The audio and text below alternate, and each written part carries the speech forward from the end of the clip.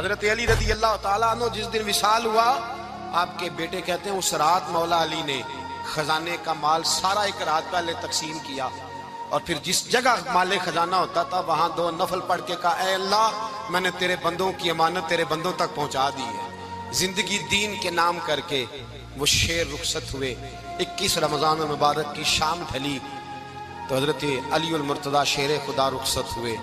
सहाबा कहते हैं मदीने में कोहराम मचा, बगदाद की गलियां सूनी हुई, कूफे के लोग तड़पे, मक्के में भी लोगों ने दुआएं मांगी। वो सूरज इस अंदाज में दुनिया से गया कि उसकी रोशनी कयामत तक बाकी रहेगी, उसका उजाला कयामत तक चमकता रहेगा। हजरत अली का नाम आज खुददारी की अलामत है, हजरत अली का नाम ईमान की अलामत है।